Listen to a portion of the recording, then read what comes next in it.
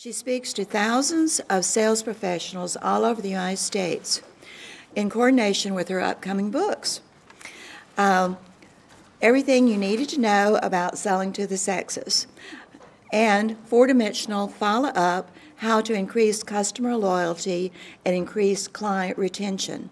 She's also the founder of Southwestern Speakers and division manager of the Success Starts Now program, our conference, in which she personally manages 8 field sales representatives. So please join me in a big welcome to Amanda.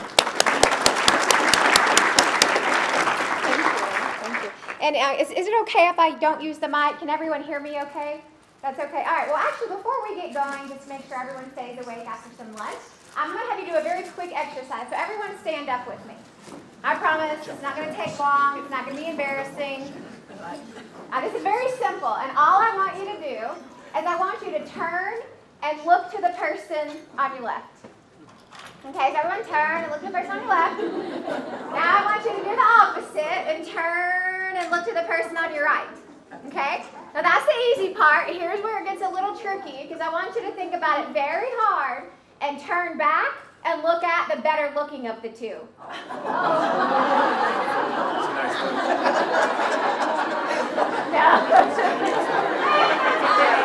You guys can sit down. You guys can sit down. There is obviously no technical point to that exercise. I just like to start with some interaction. Thank you. I just like to start with some interaction because I want you guys to know that a purpose of today's talk today is just to have some fun. And it's going to be a really real life examples. And I tease all the time that this helps you as much at work as it does at home. And in fact, many times after I do this course, people will come up to me and they're like, do you do this for married couples? So today is really about general communication styles. And we have it tailored a little bit today for business. But more importantly than anything else, I just want to invite you guys to have a little fun with me today. And I start by saying that, and I want to put a couple of disclaimers out there, because by no means is everything we're going to talk about today 100% accurate for every person in this room. We are discussing generalities.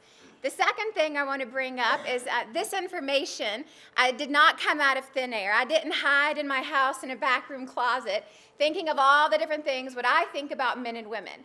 This is actually the compilation of a 4-year study that myself and our company did, interviewing people, doing focus groups, doing shadow days. And so what we did is we spent 4 years traveling across the country.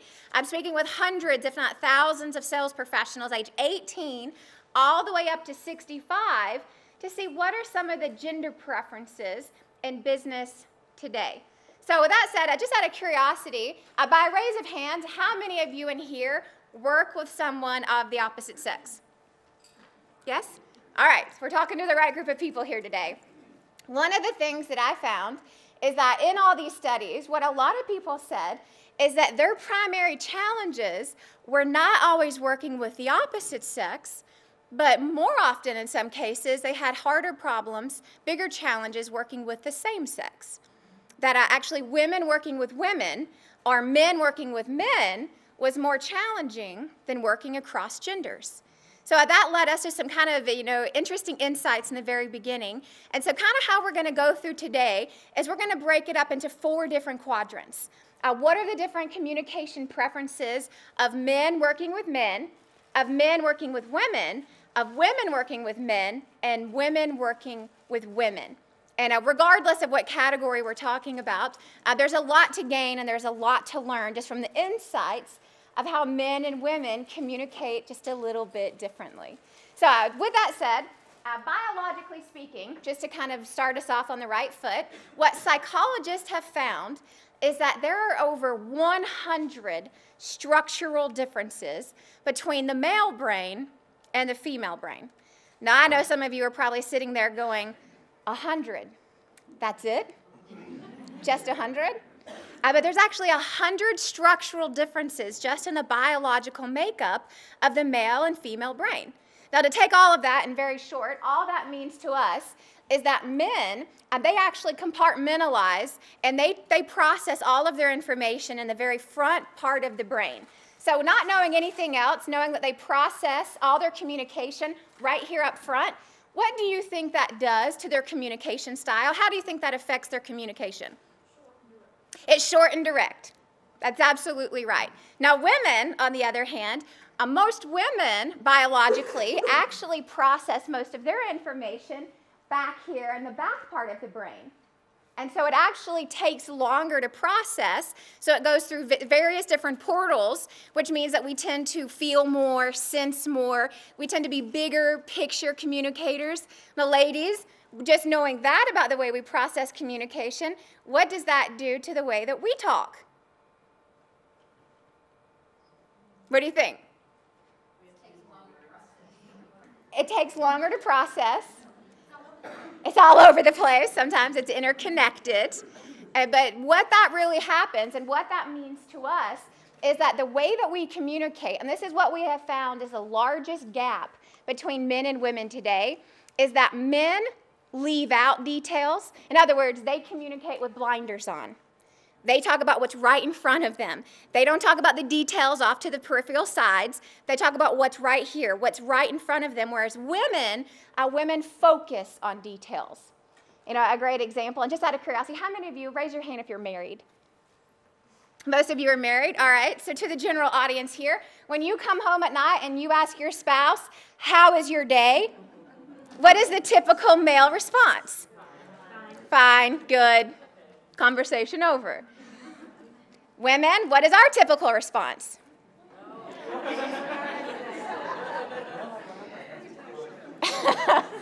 We give a very precise, detailed account from when we woke up to when we got home. It is we focus on details while men leave out details.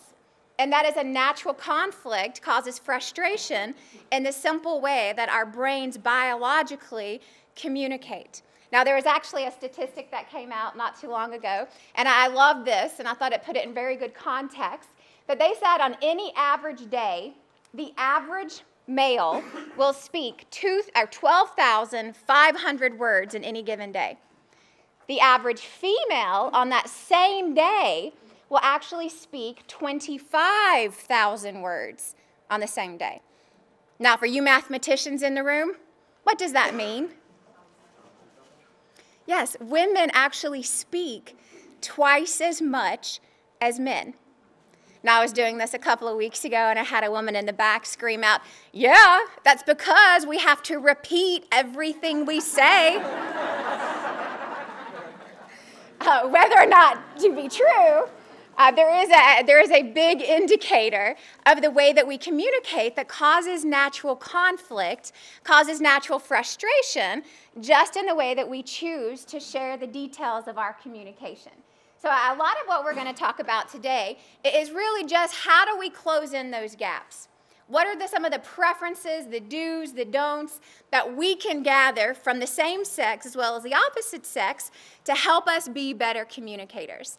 And when I was doing all this research, I actually found a picture that I thought would help describe the rest of the course today.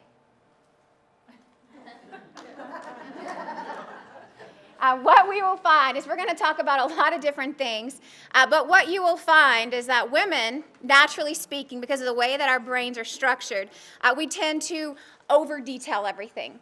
We tend to overemphasize things, whereas men underemphasize and they under-detail. So what we're going to try to do today is to help give you some insight to find a happy medium. You will not leave today having everything figured out. I do not have everything figured out. In fact, I have learned that being married is an ongoing discovery of how men and women communicate. I'm still relatively a newlywed, and so you'll hear me reference a lot of the things that we also work together. We're business partners. The dynamics that we see at play in our own business, in our own lives, and how we have worked to help that be a little bit more functional than dysfunctional. So with that said, what I'm going to do is I'm going to share with you right now, it's what we call the gender bender. And it's just taking basically 4 years and about 300 interviews, and we're taking the top 20% of what men and women said were the do's and don'ts of working together and with the opposite sex. These are not estimated as a small part of the focus group, and like I said earlier, these generalities were present in over 60% of the population. which also means there's about 40% where these may or may not ring true. So I say that because I don't want you to sit out there going, well, that's not me. I don't do that. I'm more like this. That could be the case, but generally speaking, these tend to be the differences and the do's and don'ts between men and women. So I'm going to kind of go through these very quickly. We have a lot to cover in a short amount of time. So this is what men said when we interviewed men. This is what men said were their preferences of working with other men. They said these are the things that made it easier, that made it better, that made it more professional for them. This is why they preferred to do business with other men. The two things I want to point out that were most common was the first thing that men said that women could do more of, because men did it very well, is keep it short and to the point. They said they preferred a shorter sales cycle, a shorter communication cycle, shorter meetings, less meetings. What do you think women preferred? More contact. Men preferred less, women preferred more. Some of that is just who we are naturally. Some of that is the dynamics of just relationships. The second thing was be direct and keep it to the facts. And so in other words, men did not say we don't want any rapport. They just said we want less rapport. We want to be able to get to the point, get to the topic of conversation quicker, and that's why they preferred to work with men. Their don'ts, their lack of preferences, down here, the number one thing they said that they did not like about working with other men was the comparative status. In other words, what men said is take the word I out of your vernacular when working with other men. In other words, saying things like, I recommend, I suggest, I would do. They said that came across as almost being assumptive or egotistical. So they said the best thing you can do is keep the conversations you focused. You know, what do you think we should do here? What is your preferences thus far? But take the word I out of the vernacular, which sums up a lot of what they were saying at the bottom, is they said one of their biggest conflicts of working with other men is constantly feeling as though the other were trying to show them up or compare each other, right? The second quadrant is men selling to women. So this is what women said men should do more of, or less of in many cases. So these were the do's and don'ts that women said men should do and should not do in a business setting. The number one do, they actually said, what do you think it was, ladies? What do you think was number one? Dress nice. Dress nice? It was more thorough follow-up. Women said one of the things that were lacking most in the male business people that they did work with is that there was a lack of communication. There was a lack of follow-up, which goes back to the biological makeup of just a lack of details. They said, so do more thorough follow-up. That was one of their preferences of working with women, as there was more ongoing communication. What women said that men should never do, should take out of any possibility of any functions of conversation. What do you think it was for the second one for don't do? What do you think was the number one thing women said men should never do? Flirt. That's a lot. It's question their decision-making ability, their financial decision-making ability. And this was such an overwhelming response. We actually took a step back and we said, well, I wonder why that is such a prevalent answer in the last 3 years. Because if you were to ask women, say, 15 years ago, do you think that would have been their number one answer? No, in fact, if any of you have read the book, Men Are From Mars, Women Are From Venus, a lot of it you'll see even through just the last 20 years, how women describe themselves then and how they do today is almost a polar opposite. So we took a step back and we said, well, where is this coming from? And we actually found a report that was done in 2010. It was a U.S. consumer survey report. And what that report stated is that in 2010, over 60%, 60, of all consumer purchases were made by women age 18 to 34. 60%, age 18 to 34 females. So we were like, well, that's kind of a staggering statistic. It was up about by 20% over the last 10 years. So we went back and we said, well, what's causing that? So last year in 2011, it was the first year in U.S. history that there were more women in the workforce than men by 2%. In 2011, more women applied for their MBAs than men. Why do you think that statistic is changing so drastically in the opposite direction? Because the economy is making it so that the women have to go to work. It's because both spouses have to work now. People starting families later. Why else? It's for the first time in U.S. history over the last 5 years, there's more single-headed homes than ever before in our entire generation of our country. So women are actually choosing to work, or they're being forced to work, because they are the primary breadwinner for the first time in U.S. history. So we did actually some studies, and what's predicted over the next 10 years is that the top 15 industries that are on the incline for job population, out of the top 15, 12 of them are dominated by women. And so you're seeing that there's more decision-making power by females than ever before. So what we did is we thought it'd be a fun exercise to see, well, how did this play in effect to our smaller segment of 300 people in our focus groups? So what we did is we took a group of men and we took a group of women separately, and we asked them one very simple question. So we started with the men, and we said, men, how many of you would make a purchase decision of under $1,000, but how many of you would make a purchase decision without consulting your spouse? So what do you guys think? What percentage of the men do you think said they would make a purchase decision without consulting their spouse? Now note, it was under $1,000. What do you think? 0? 60? It was 30%. 30% of men said that they would make a purchase decision, no questions asked, without consulting their spouse. If it was under $1,000, no problem, 30%. So then we went over to the women's group, and we said, ladies, how many of you would make that same purchase decision of under $1,000 without consulting your spouse? What do you think it was? What percentage? It was 80%. It was 80% of women said they would do the same, which really quite staggering. Twice as many women are saying that they would make buying decisions without consulting their spouse compared to men. I guarantee you that was not the case even 10 years ago. Definitely not 15 or 20 years ago.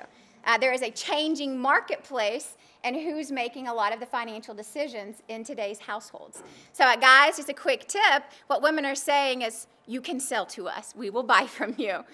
In fact, and many times they prefer to make the financial decisions for whatever their situation may be. Interesting enough, that was their number one dislike, is that they didn't feel treated as though they were the decision makers when working with men. It was their number one no-no. Number one no-no. All right, third quadrant. This is women selling to men. This is what men said women should do more of or less of in a business setting.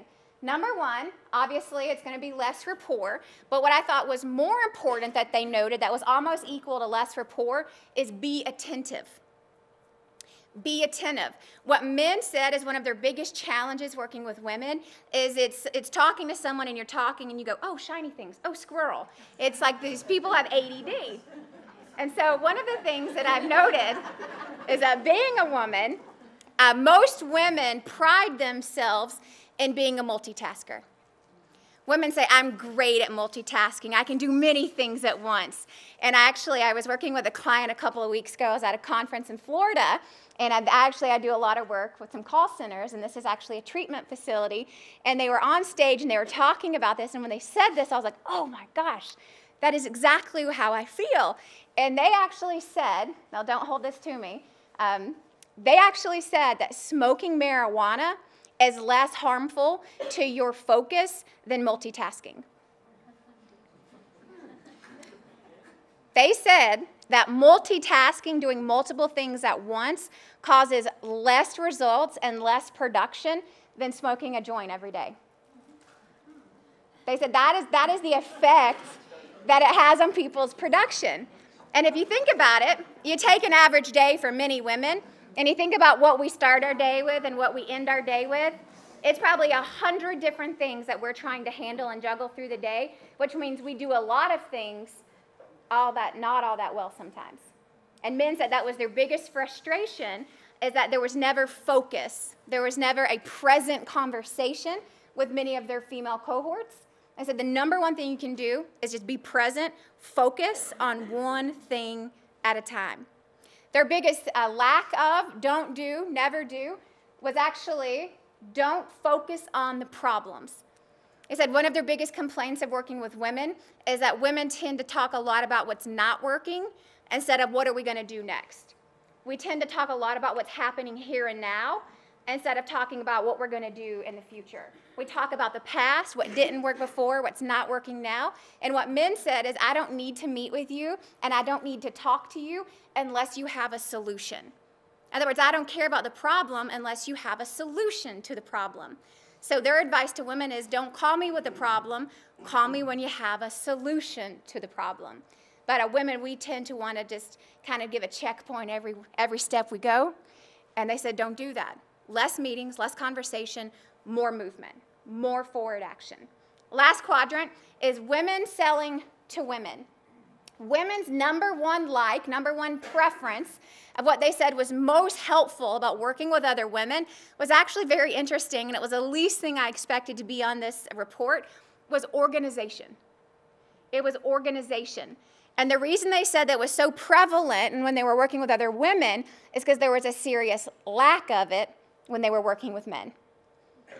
There was less detail, less thoroughness, less follow-up. And they said their number one preference of working with other women is that it was a more seamless, organized process from start to finish. So that's where men, there's a gap and deficiency where they can really pick it up a notch, is to be more organized from beginning to end, whether it's in scheduling or it's with contracts or it's just with follow-up, but it's organization. Ladies, what do you think was the biggest don't do? What do you think was the biggest challenge that women had with working with other women? It was relationship conflicts. It was relationship conflicts. In fact, one of the things that we found, and we did this, we did like a little interviewee's corner just to get people's thoughts. One of the gentlemen that we interviewed was a guy named Ian Cognac. And Ian Cognac is the #1 producer for all of Rico, USA. He's based in Los Angeles, California. And I thought he put it very eloquently when he said, at the end of the day, guys buy product over personality. And what he said by that, and we said, what I mean by that is when I need something, if I can find what I need at a good price when I need it, it is very little to do with the actual salesperson of why I buy that product. It has more with I need it, it's a good price, and this is what I want. Has little to do with the salesperson. So guys, just out of curiosity, how many of you would agree with that statement? Raise your hand. All right, women, look around. That's about 75% of the room. What was interesting is we interviewed women, they said the direct opposite. They said they actually buy personality more than they buy on product. Here's what they meant by this. So ladies, how many of you would agree that it does not matter how much you want something or how good of a deal you're getting or how much you need it, if you do not like that salesperson, you are not buying it today, ladies? So, look around. That is a serious difference in how men and women buy. And if men think it's all about the product or the best deal or the most convenience, they're missing a lot of opportunities because what women are saying is that is second to, do I like this person? Do I want to give them my money? Do I trust them? Do I like them? Everything else comes second. Not that they have to love them, but they have to not dislike them. And in fact, what women said is that with women, opinions are formed much quicker and take much longer to change. So first impressions were way more important to women than they were to men. So this was the top 20% of all the answers we got from these focus groups. And so one of the things that we did is we just wanted to say, okay, well, based on all these findings and based on all the different things that we've said, how can we sum that up into very simple categories? So what we have said is that if you want to take everything that we've learned, and if you want to just say a general theme to how conversations should go, when men are selling to men, you want to keep the conversations you-focused. What do you like? What do you prefer? What do you suggest? How would you like to move forward? But you want to keep conversations you-focused. Remove the word I. When men are working with women, Women actually prefer we-focused communication. So it's not you or it's not I, it's we. So using words like we, us, our, together, but use words that create a relationship-based conversation. So it's you and I together. When women are selling to men, men said, keep the conversations action-focused. Talk about next steps. In fact, what men said is we need to leave every meeting with action steps.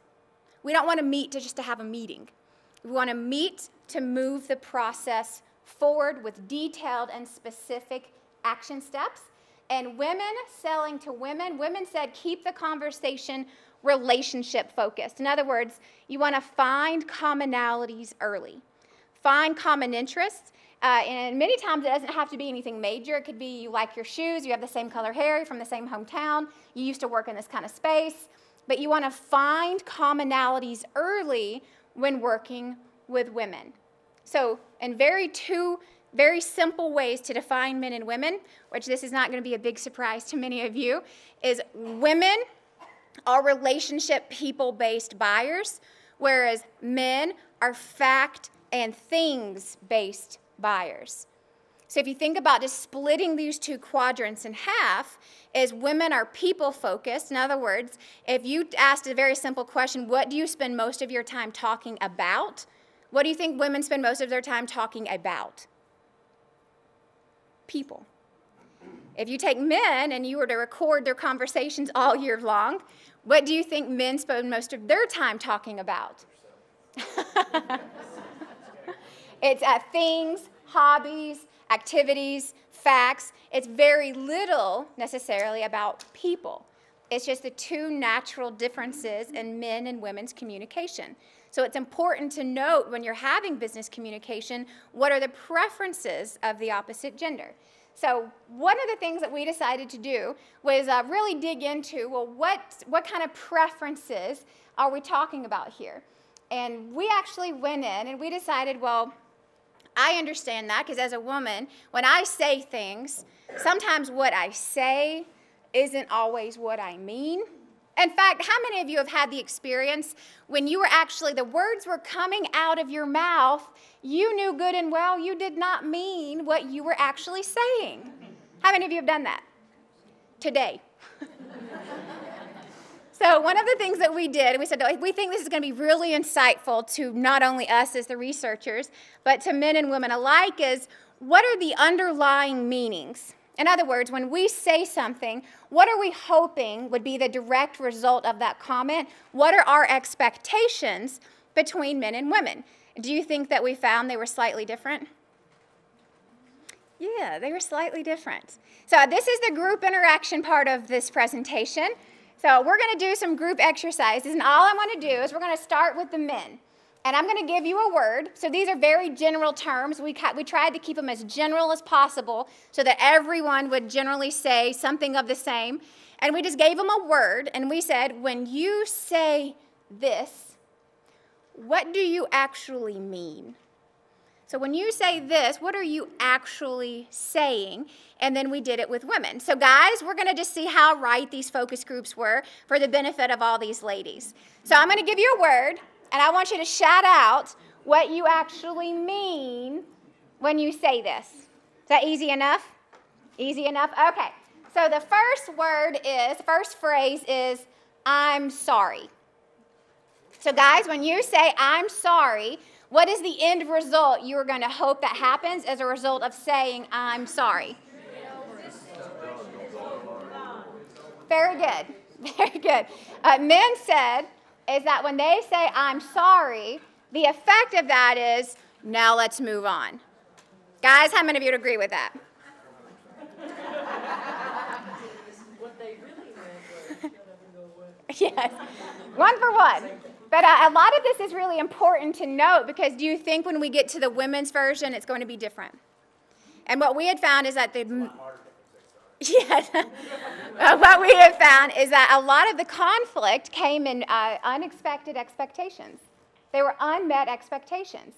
Men said one thing, they were hoping for this expectation, and they got another. Women expected this, and they got the opposite. It's natural conflict, not because of what you said, it's because of what you didn't say. or what that was intended that you never meant to happen and be said in the first place. So the first one is I'm sorry. The second one is maybe. Men? He says when I say maybe, it means it's not really my decision. Men actually said when they said maybe, they actually meant maybe. Are you going to tell us how she takes this? Yes.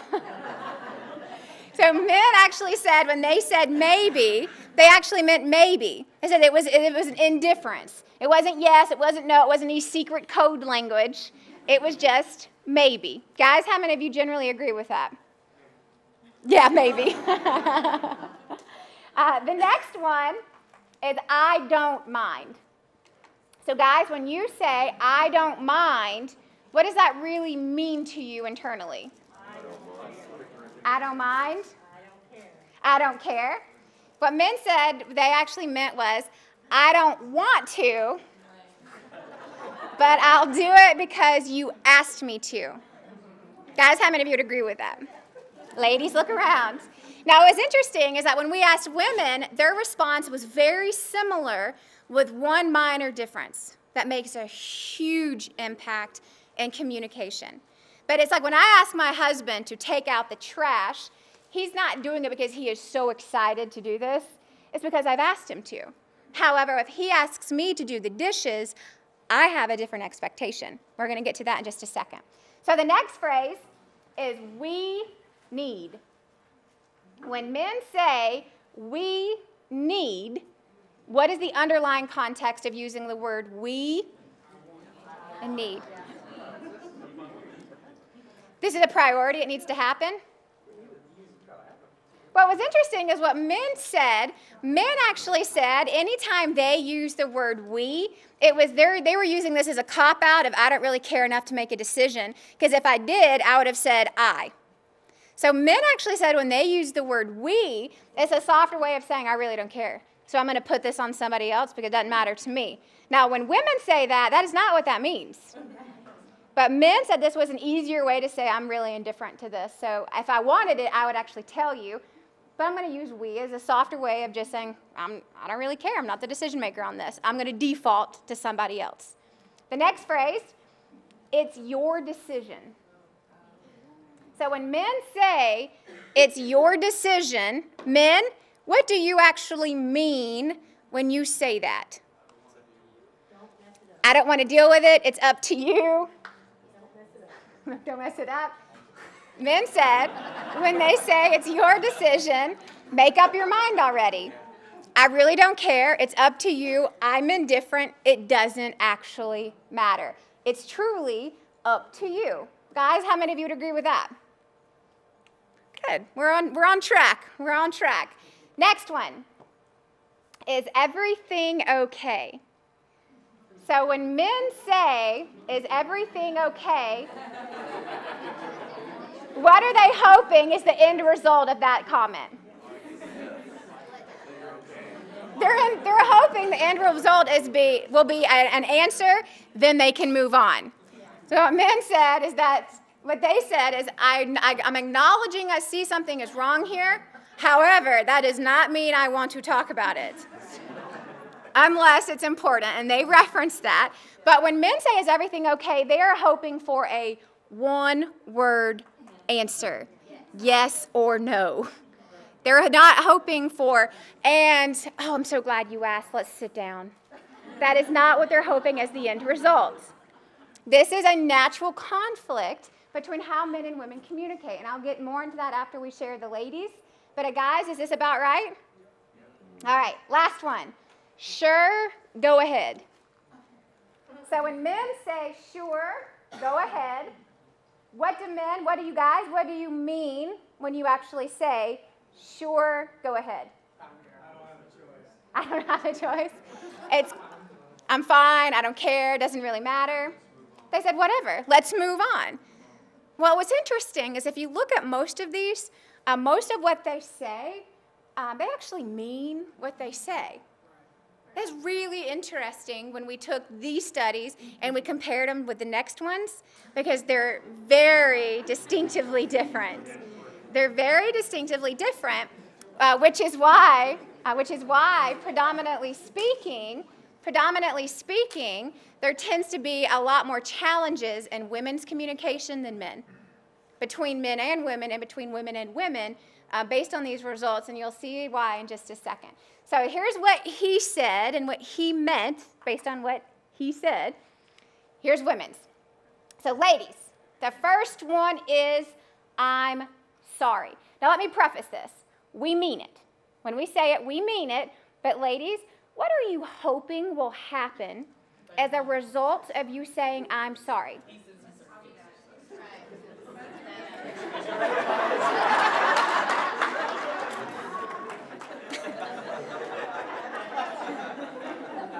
Now, like I said, we mean it, but the expectation is reciprocation. It's that level of empathy. Women thrive on empathizing with one another. So if you're sorry, I'm sorry. If I'm sorry, you should be sorry. And I know, men, you don't know what for. We understand that. We know. We know you don't know. But there is the reciprocation is the expectation. And if it's not met and you don't say it, what do you hear? Well, aren't you sorry? Don't you have something to say? The expectation is reciprocation. And that goes up for a lot in women's communication. It is an expectation of reciprocation. It is very important that men, you understand that. Moving throughout the rest of this presentation, if you get that and nothing else, it is going to be a successful day for you. Okay? Second one, ladies, when you say maybe, what do you actually mean? Women said when they say maybe, it actually means probably not. Whereas men said maybe means maybe. And here's one of the reasons we have found that to be true, is men speak in more direct terms, women speak in indirect terms. If you listen to a woman's vocabulary, there is a lot of maybe, potentially, possibly, let me think about it, I'll get back to you, I'll talk about it later. We have a lot of that. We speak very indirectly. So instead of just coming out and saying yes or no, we say maybe, possibly, I'll get back to you, I'll think about it. But we really mean no. We just don't say it so directly in many cases. That's changing, but still generally true. It means no. It means probably not. Next one, ladies, when you say, now note, I said men and women are very similar when they say this, but with one big difference. So when women say, I don't mind, ladies, what do you really mean when you say, I don't mind? What'd you say? So I don't mind. Now, what did guys mean? Do you remember? I don't necessarily want to, but what they say when I don't mind is I'll do it because you asked me to. Women's are similar, but I'll do it as long as you appreciate it. It is different. It's reciprocation. When I'm asked to do something, I don't mind to do it, but you better say thank you. I better have some acknowledgement verbally. I need to know that you know I've done it. And it is a slight shift in expectations, because men will just do it because you asked them to. They don't need that. They don't need a pat on the back. They don't need a thank you per se. Women do. Women said that is their expectation, underlying expectation. Next one, we need. Ladies, when you say we need, what do you mean?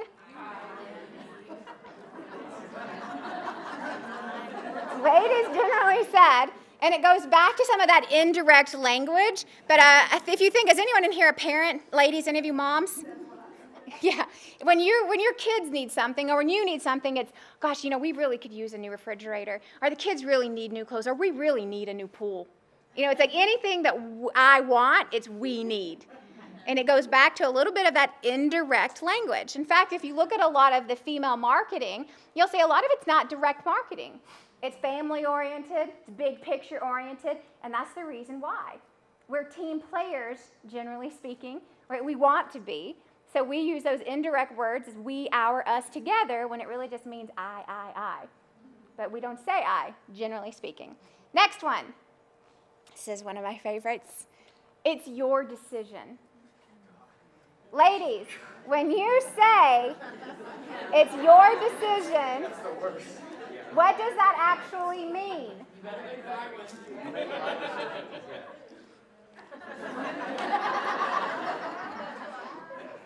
It's you better already know what mine is. Now, here's a prime example that's as general as it can possibly be. Let's just hypothetically say we're in the car and we're on our way to dinner. Naturally, the man will go over to his wife and he'll say, "Where do you want to go tonight?" And almost 100%, what does she say?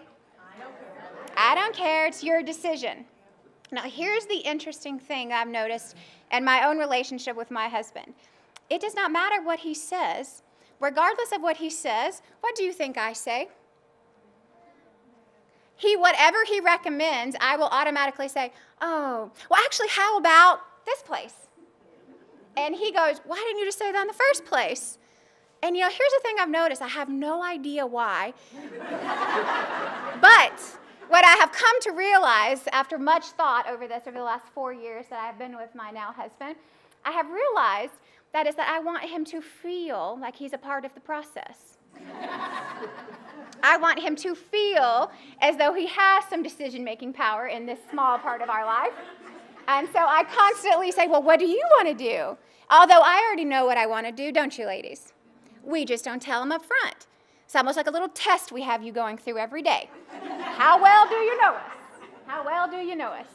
But what women actually said was when I say I don't mind, it means, well, I'm going to see what you have to say, because don't you know what my answer would be? And it is that expectation of, again, reciprocation. Do you know me? Do we have empathy? Is there a relationship here? Doesn't matter if it's a coworker or it's a boss employee or it's your spouse or it's a client. There's that expectation of how well do we know each other? It's that relationship orientation that we deal with on a daily basis, right? Next one. Is everything okay? Now note, when men say this, do they want to talk about it? When women say this, do they want to talk about it? Yes. This is an invitation for engagement. This is an invitation for conversation. Again, it goes back to the empathy. Does anybody in here know the difference between empathy and sympathy? Yes. What's the difference? Empathy is you've actually experienced it. Sympathy is that you just have sympathy. So sympathy is almost like understanding, which where men fall under. Empathy is, I want to share my story too. I want to share our commonalities, and that will make us a stronger relationship. Because naturally, at the end of the day, if my husband says something to the likes of, I just had the worst day, my natural default is, yes, I've had one of those days before. Let me tell you about it. And that's how the conversation goes. It's an attempt for relationship building, and it's an attempt for empathy. It's just not how men communicate. Because when men say, this is a great example, again, every day, it doesn't look like he's okay. She says, is everything okay? He says, fine. What does she say? Are you sure? And he says, yes. It doesn't look like everything's okay. Are you sure you don't want to talk about it? And it seems so minor, but that happens every single day. And it starts to become, well, she's just a worry word. And he's just not interested. He doesn't want to talk to me. He doesn't like me. And natural conflict happens because of that right there. I watch it every day happen in our office. And it's like I even have to encourage him, just tell her if something's actually wrong. Or just let him be if it's not. It's constantly. And you just watch it through just natural communication. I'll just watch it going by my office. And I'll even pop out and I'm like, and I'll just send him, no, is something wrong? Because listen, she's not going to stop talking about it until you tell her. And if there's not, just be more direct. But it's this natural conflict in how we communicate. All right, last one. Sure, go ahead. Sure, go ahead. You better not. You better not. And it's back to that indirect language. It's a natural part of the female vernacular. It's our vocabulary. It doesn't have anything to do with we're purposely being vague and trying to mislead you. That's not how it works. It's just the natural conflict of how men and women process, act, and react to everyday situations. So one of the things that after we did a lot of studies on the actual words that are used, and I'm actually going to slide through some of these just because we're short on time. One of the things that we wanted to just kind of recap today is the difference between verbal and nonverbal communication. Because it was interesting, because we spent a massive amount of studies on our language, because our verbiage is many times how we get our foot stuck in our mouth. It's what gets us in trouble. It's what causes conflict or lack thereof any relationship. But when we were actually doing these studies, when we asked them, what is most important in first impressions, do you think it was verbal or nonverbal? Of course, it was nonverbal. In fact, what different studies have said is that the Harvard study of communications says it only takes 7 seconds to make a first impression. What is more interesting about that study, however, is that it also says it actually takes meeting that same person 7 more times to change that first impression that you had on them. Now let's just get real. How many of you have 7 opportunities to get business in today's economy? How many of you have 2? Sometimes we don't even get that second chance. And they said it takes 7 more times to change those first impressions. So we did a little bit we digged a little bit deeper into that. And here's what this study, this is done by Albert Morabian. He says that it is important to note the visual component of a first impression, but it's a first impression only. But what he says is that more than only 50% of all first impressions come down to your physicality. Not your physical good looks, but your appearance, the way you hold yourself, the way you shake your hand, the way you introduce yourself. But 55% of a first impression is visual, okay? 38% accounts for the way that you sound. And only 7% are the actual words that you say. Now, that kind of makes sense if you listen to the Harvard study because, well, quite honestly, how many words can you get out in 7 seconds? Not all that many. And here's how I believe this to be true. So I'm going to just quick little survey, and I'm humble enough to be okay with this. But I would bet tomorrow, by this time tomorrow, most of you in here will have forgotten about 90% of what I said in here today. I'm okay with that. But I would bet if I were to call you next week, how many of you think you would recognize my voice? I bet more than half of you would. And I would almost guarantee you, if I ran into you at the supermarket a month from now, how many of you would remember me? It's proven that over 70% of the population are visual learners.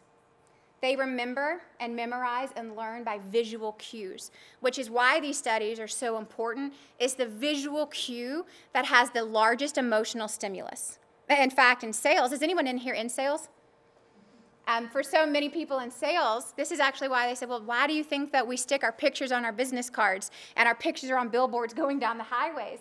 Is the visual stimuli has the most emotional appeal. So it's like, oh, well, she looks like me, she dresses like me, he does this, he does that. There's a commonality that's connected visually.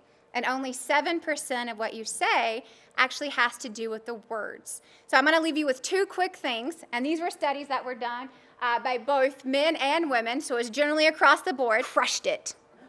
I had that happen here recently, and then I had my indentions in my finger where my ring was. You don't forget that. Or how many of you have had this happen? You stick out your hand and it's like this.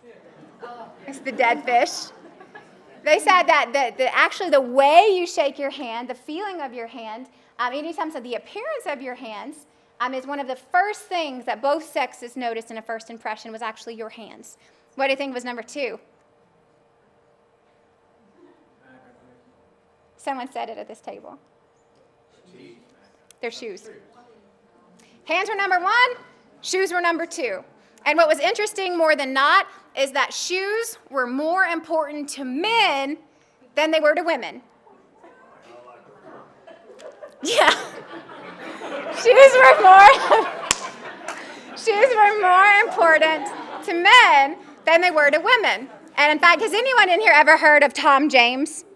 They're the world's largest national clothier. So they're a custom clothier. So we partnered with them over the last 5 years to do some dress studies. And what it actually says is that the one key, most important thing in the male wardrobe is having shoes. If you're going to splurge on anything, it's having your shoes. It's the nicest shoes, it's having shine shoes, unscuffed shoes. And what's interesting is that carries over to women. And I'll end with this very quick personal story just to talk about how important this is. I was living in Milwaukee, Wisconsin a couple of years ago for a work project. And New York Life is one of my national accounts, and I was going in to meet with the New York Life office in Milwaukee. And it was in summertime, it was mid-July, it was hot. I had on a black shift dress with a blazer and some black open-toed shoes. I walked in, and as soon as the elevator's open, I go up to the receptionist's desk, and she looks at me, and she looks down, and she looks at me, and she looks down. She looks up, and she said, "I'm so sorry. Do you have more shoes with you?" And I said, "No. Do I need different shoes?" And she said, "Yeah, we have a closed-toed shoe policy here." And I said, "Oh, I'm from the South. We don't have that." And, you know, it was all said and done. I sat down, and I'm like, well, that's really weird. So the managing partner comes up to me, and she pulls him aside, and she said, "Hey, I just want to let you know, I don't know if it matters." And I'm thinking, what in the world is going on here? So anyways, I go back to his office, and I was just there doing a pre-event call. We were doing a sales presentation for his group the next week, and he said, "No, it's not a big deal today. It's just you and me."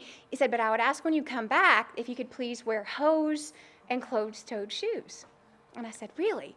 Well, that's very weird, but okay. I can do that for you." So I came back the next week, and I walked in there. Not only was I one of only 2 females, I was the youngest person there by about 35 years. I guarantee you, I promise you, if I had not listened to him, I would have lost that opportunity. They would have not taken me seriously. They would have not listened to a word they say, and I guarantee you the only thing they would have been able to pay attention to was my shoes.